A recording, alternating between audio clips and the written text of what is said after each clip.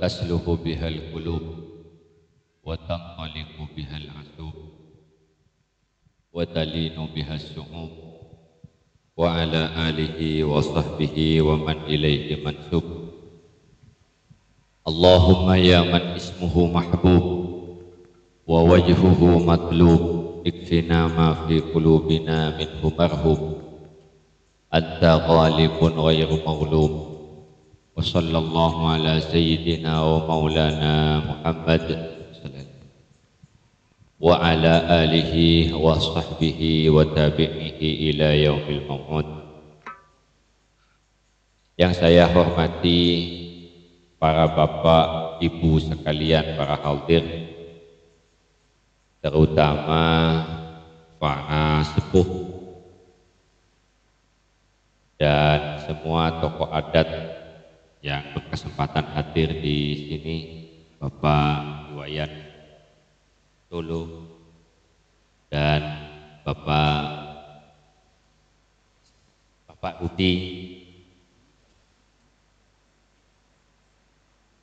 Rudi ketua perumahan di sini, dan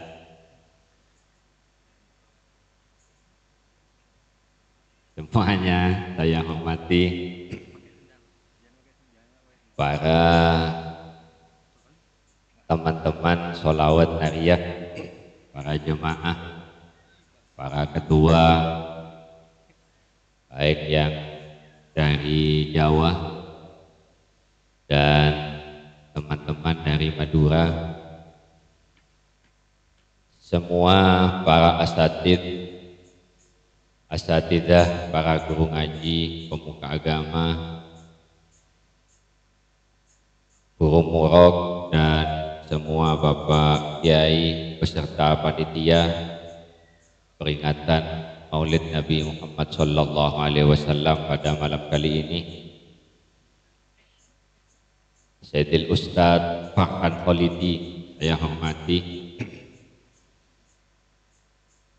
Alhamdulillah, sebelum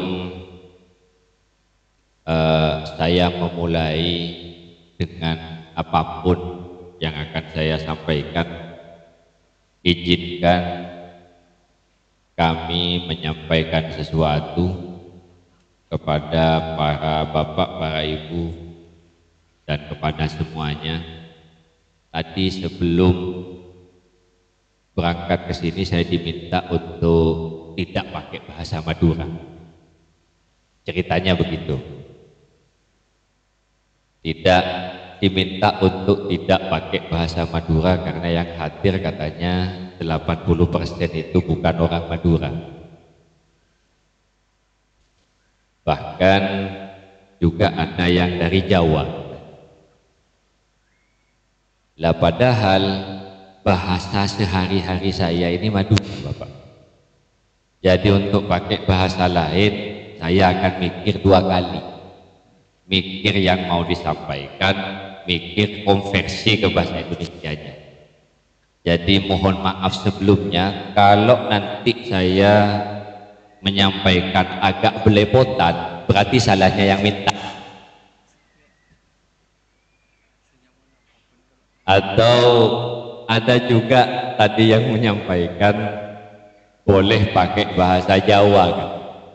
Karena yang kemarin Kiai Aidi Makmun yang memang santri dari Ploso Kediri, beliau lama di Kediri, itu pakai bahasa Jawa di sini katanya. Kebetulan beliau saudara saya, ada yang minta tadi pakai bahasa Jawa. Para bapak ibu, saya agak bisa juga bahasa Jawa, walau sedikit-sedikit, tapi juga khawatirnya yang dengarkan tidak paham. Jadi lagi-lagi nanti kalau sampean tidak paham, itu bukan salah saya lagi, salahnya yang minta. Para hadir bapak ibu yang saya hormati, pada malam kali ini kita berkumpul di tempat yang semoga dan insya Allah banyak barokahnya, dengan barokahnya Nabi Muhammad sallallahu alaihi wasallam, barokahnya maulid Nabi, barokahnya kita bersolawat, barokahnya kita berzikir, dan barokahnya kita memohon kepada Allah Subhanahu wa taala. Juga malam ini kita artinya bersyukur dengan tema merajut kebersamaan dalam indahnya persatuan.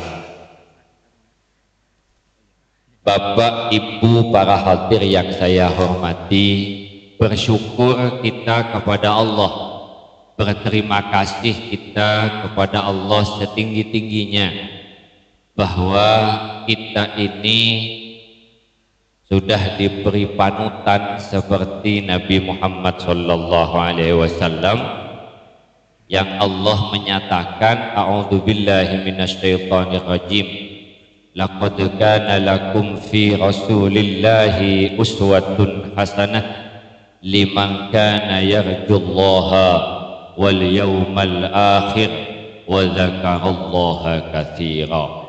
Sungguh telah ada yakti teman-teman ono itu kalau bahasa Jawa ini, fi rasulillahi, di dalam diri Rasulullah atau ing dalem Rasulullah, uswatun hasanah, ada apa? Panutan, suri toladan, hasanatun ingkang luweh apik. Lawarajunan ingkang luweh apik atau yang terbaik itu Allah ciptakan percontohannya itu di dalam diri Nabi, di dalam dawuh Nabi, di dalam semua yang pernah dilakukan Nabi, di dalam apapun yang disetujui pada waktu Nabi Muhammad masih ada dan terus disetujui oleh para penerus-penerus Nabi Muhammad sallallahu alaihi wasallam. Allah nyatakan di sini terbaik.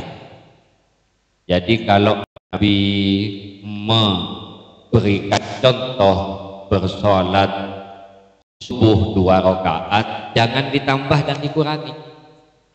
Kalau Nabi Muhammad memberikan contoh kepada kita, berikan suri tauladan, sholat duhur,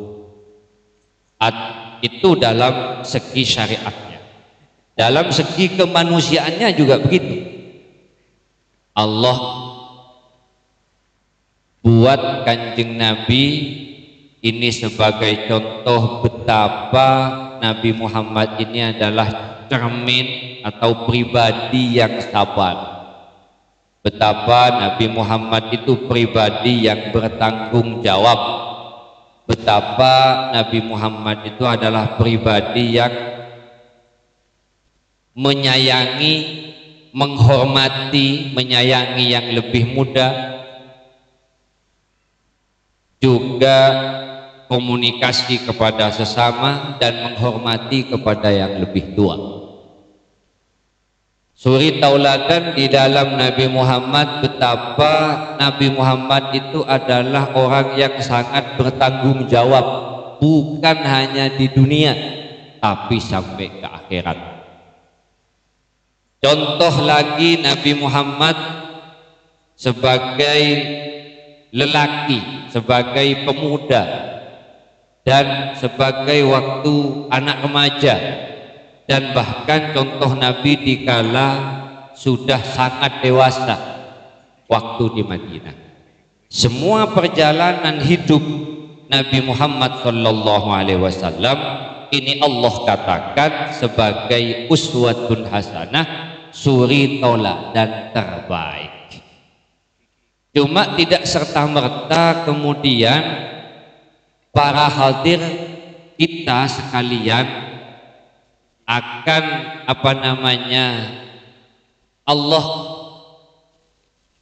golongkan yang mencontoh nanti Nabi Muhammad ini 3 orang saja. 1, liman kana yarjullah, orang yang selalu mengharap Allah, mengharap ridho Allah, mengharap ampunan Allah, mengharap kasih sayang Zat yang maha kuasa, Zat yang maha penyayang. Lalu seterusnya wal yaumal akhir, dan orang yang punya punya kemauan untuk hidup di akhirat nanti beruntung, punya mau dia duwe karep gitu ya, duwe karep awake dhewe itu hidup di akhirat nanti bagaimana sekiranya tetap jadi orang yang beruntung di sisi Allah. Penilaian di akhirat nanti dia akan beruntung.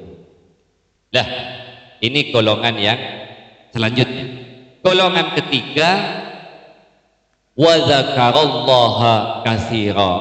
Man itu tadi adalah orang yang selalu mengingat Allah Subhanahu wa taala. Oke, mari kita ulang. Yang pertama, nomor satu, liman kana yarjullah, orang yang selalu mengharap Allah. Orang yang selalu mengharap Allah tidak akan pernah lepas, dia akan mencontoh Nabi Muhammad. Dia akan selalu bertanya-tanya di dalam hatinya, dia akan selalu memikirkan, seandainya Nabi Muhammad ada, bagaimana aku melakukan ini salah apa enggak? Bagaimana kalau aku bertindak seperti ini pernah dilakukan Nabi Muhammad apa enggak? Bagaimana kalau saya begini, ini benar apa enggak menurut beberapa peninggalan atau asar atau syariat Nabi Muhammad sallallahu alaihi wasallam. Orang yang selalu mengharap Allah Subhanahu wa taala.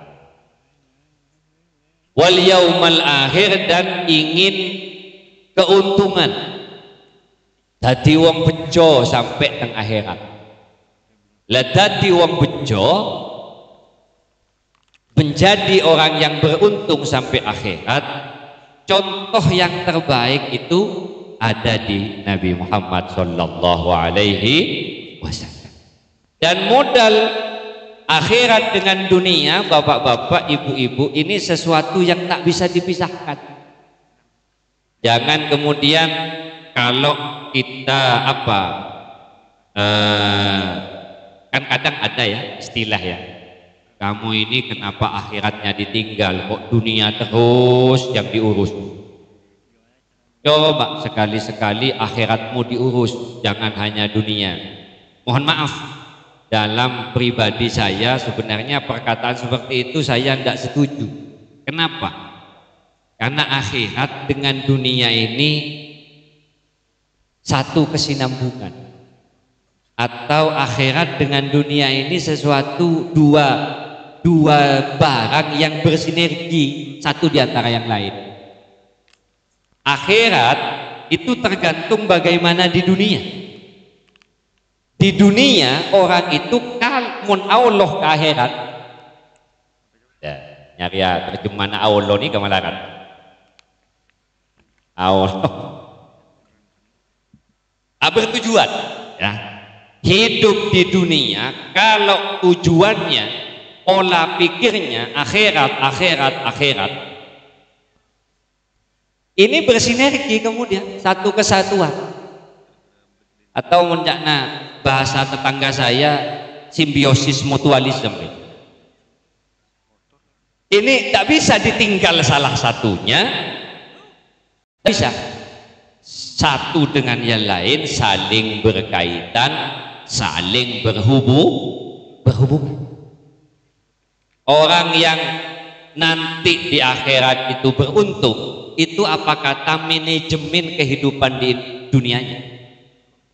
Di dunianya diatur sebaik mungkin, di mana tidurnya diniatkan untuk mencari ridho Allah. Bertaniannya diniatkan untuk mencari pahala dari Allah. Berdagang, berniaga, berbisnisnya diniatkan untuk mencari ridho Allah, pahala dari Allah. Bahkan sampai kalau butuh mandi setiap hari, maka mandinya niru Nabi Muhammad, dan itu semua untuk mencari ridho Allah. Jadi semua kehidupannya ada aktivitas dalam 24 jam sehari, 7 hari dalam seminggu, 4 minggu dalam sebulan, 12 bulan dalam setahun. Ini semua tiap detik, tiap menit, tidak ada yang sia-sia di sisi Allah Subhanahu wa Ta'ala. Makanya dunia ini harus diatur, harus ditunggangi, harus dimanage untuk akhirat. Dan yang dicontohkan beberapa ibadah futona, katanya inna lillahi ibadan futona tarakut dunya wa khaful fitana falamma alimu annaha laysat lil hayyi watana ja'aluha lujjatan wa ja'alu salihal a'mali fiha sufuna. Inna lillahi ibadan futona. Allah memberikan contoh, ada beberapa hamba-hamba yang cerdas, hamba-hamba IQ 7. Apa tandanya hamba yang cerdas? Tarakut dunya wa khaful fitana. Beliau itu meninggalkan bercita-cita hanya untuk hidup di dunia saja tanpa akhirat. Beliau tidak mau melakukan aktivitas apapun kalau tidak ada akhiratnya, kalau tidak ada hubungannya dengan Tuhan, tidak ada hubungannya dengan kebaikan sesama, tidak mau melakukan sesuatu hanya atas karya pribadi, ide pribadi, hanya melakukan egoisme, melakukan apapun dasarnya hanya egoisme. Beliau tidak mau pantang untuk ibadah futona. Hamba yang cerdas ini melakukan sesuatu yang tidak ada embel-embelnya Allah, tidak ada embel-embelnya keberuntungan sampai ke akhirat. Pantang. Ini namanya tarakut dunia, meninggalkan dunia. Di riwayat lain disebutkan tolakut dunia, mentalak dunia, artinya meninggalkan, kalau hanya dalam tanda kutip dunia saja, tidak ada akhiratnya. Wa khaful fitana, dan hamba-hamba ini yang selalu takut akan fitnahnya dunia. Apa fitnahnya dunia? Godaan-godaan dunia yang melupakan akhirat. Ini fitnatud dunia. Falamma alimu annaha laysat lil hayyi watana. Setelah hamba-hamba cerdas ini mengetahui, meyakini bahwa tidak akan selamanya hidup di dunia, semua ada batasnya, semua ada putaran roda kehidupannya, semua ada usianya. Sateja bedaan genah kabeh ono watesi. Semua ada batasnya. Manusia dari segi usia ada batas, ada yang 40, 60, 70. Bahkan mungkin orang Indonesia punya rentang estimasi usia itu dari ujung sampai timur, ya antara paling tua 150, 160. Saya belum pernah dengar ada orang Indonesia yang usianya 250 tahun, belum pernah ada. Ya antara itulah. Dunia ini kita hidup tidak untuk selama-lamanya. Lah ibadan futona, hamba-hamba yang cerdas ini meyakini, mengetahui, dan berkomitmen untuk itu, menjadikan pegangan bahwa di dunia ini tidak selama-lamanya. Makanya dia memanage, mengatur dunia ini secerdas-cerdasnya. Sekali dia bangun rumah, membangun bisnis, untuk investasi, untuk ini, dia tidak hanya memikirkan dunianya saja dan anak cucunya, tapi diberikan ilmu, dikasih pengetahuan, dikasih pengalaman, dikasih dia clue-clue untuk ke akhirat, dikasih ini ibadah futona, contoh hamba-hamba Allah yang cerdas. Bahkan kalau di syarahnya syairan ini yang dimaksud ibadah futona itu adalah al-awliya illah, para wali-wali Allah, kekasih-kekasih Allah di muka bumi ini. Itu yang dimaksud ibadah futona, hamba-hamba yang cerdas. Falamma alimu annaha laisat lil hayyi watana, mereka meyakini, mereka tahu, di saat mereka tahu, mereka meyakini bahwa dunia ini tidak akan pernah selama-lamanya, maka ja'aluha lujjatan, maka mereka menganggap kehidupan dunia ini seakan-akan di tengah lautan, di telenge segoro, di tengah lautan. Kemudian kenapa? Karena dia atau beliau-beliau ini merasa di tengah lautan, maka beliau perlu perahu yang bisa menunggangi dan menaklukkan lautan itu. Apa perahu itu? Waja'alu salihal a'mali fiha sufuna, dia jadikan salihal a'mal, amal saleh menjadi seperti perahunya mengarungi lautan samudra yang luas itu. Lah maka dari itu Bapak Ibu yang saya hormati, bicara soal salihul a'mal, lagi-lagi contohnya adalah Nabi Muhammad. Innal mahamida wal mahasina kullaha lau jumi'at lawajadta ila jam'i syai'aini. Kalau semua al-mahamid, semua pekerjaan yang terpuji, wal mahasin dan pekerjaan baik itu dikumpulkan, maka akan tersimpul menjadi dua bagian.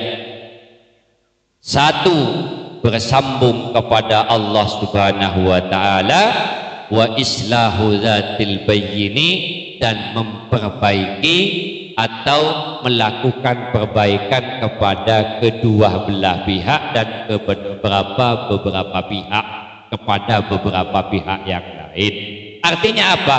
Menjalankan kebaikan untuk diri sendiri dan menyebarkan kebaikan untuk orang lain.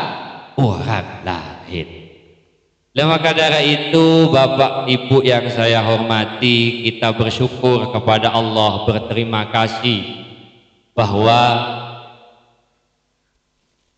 saya atau kita sekalian diberikan contoh, diberikan panutan, diberikan sejarah, diberikan apapun maja abihi nabiyuna Muhammad sallallahu alaihi wasallam, apapun yang produk atau datang dari Nabi Muhammad sallallahu alaihi wasallam.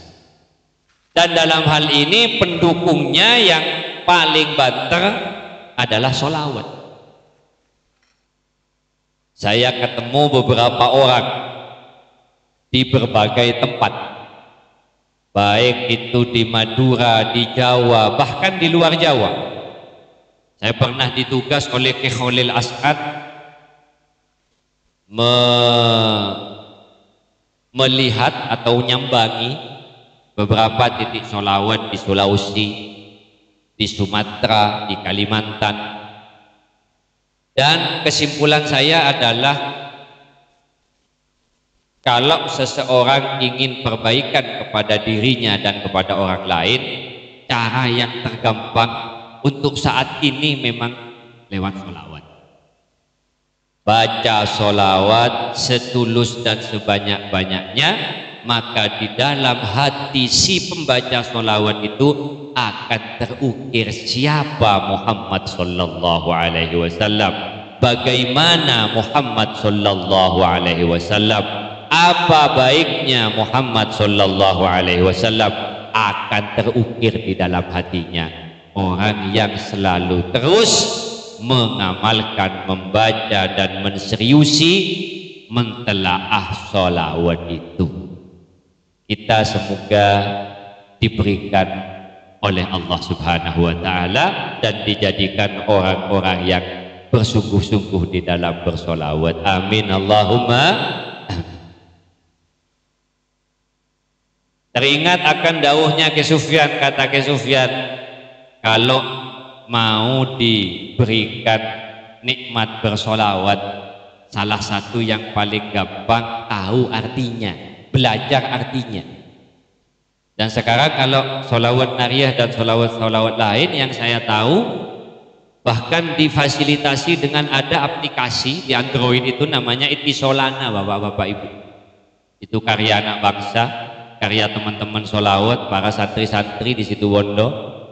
Itu lengkap sudah dengan terjemahnya, dengan artinya. Cuma yang saya tahu bahasa Indonesia, nek boso Jawa boten enten terjemahnya di aplikasi Itisolana itu.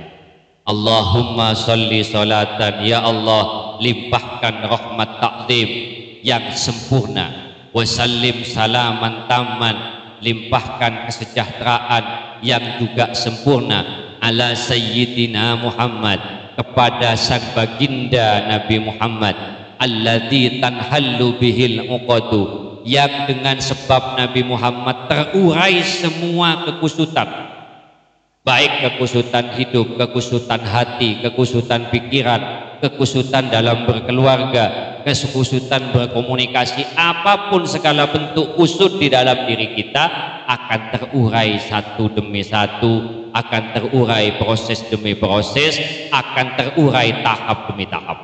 Wa tamfariju bihil kurabu, dan menjadi luas apapun sebab Nabi Muhammad, apapun yang sempit. Wa tuqda bihil hawaiju, dan sebab Nabi Muhammad akan tertunaikan semua kebutuhan.